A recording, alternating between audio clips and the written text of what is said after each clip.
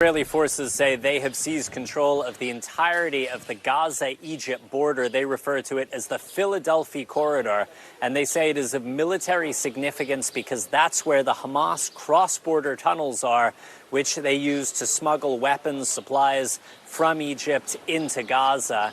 Now, the IDF says they have discovered 20 of those tunnels so far. I asked an Israeli official whether they have been operational since October 7th or not. They said they weren't able to tell at this point. They also say they've discovered Hamas rocket launchers right up against the border, which they believe Hamas specifically placed there in the hope that Israel would not bomb in that area for fear of striking Egyptian troops on the other side.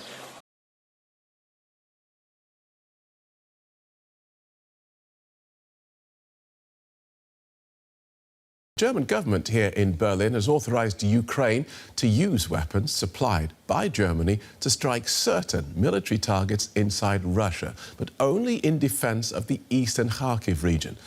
Now, the move marks a policy shift for Berlin and follows US President Joe Biden's earlier decision to allow Ukraine to use American weapons to strike certain targets on Russian soil. These loosened restrictions are intended to help Ukraine beat back Russia's latest advances near Kharkiv.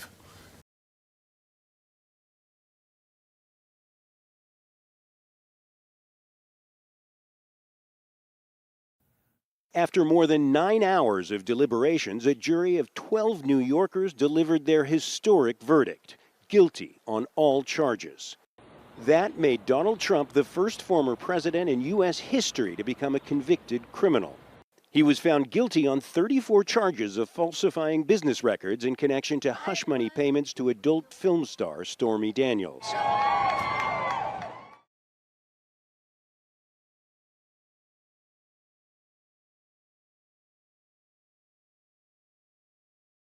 These are some of the 260 balloons South Korea says had floated in from the north carrying some nasty payloads. The balloons landed in various locations. We have found manure, cigarette butts and used batteries inside.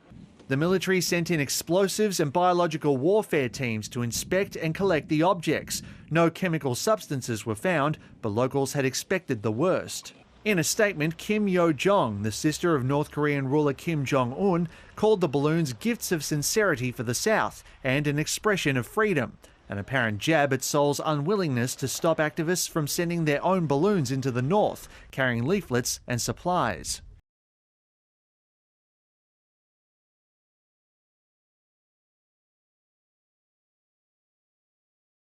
This morning, some uber-wealthy Americans are making plans to travel to the Titanic wreckage nearly 1 year after the deadly implosion of Oceangate's Titan submersible, which killed all 5 on board attempting to make the journey nearly 13,000 feet below the surface. Billionaire Larry Connor and Patrick Leahy, the founder of Triton Submarines, plan to make a new voyage in a $20 million vessel. But since the tragedy, Triton and its European competitor have claimed their subs are safer because they're classed, meaning they're certified as safe and up to code by a third party.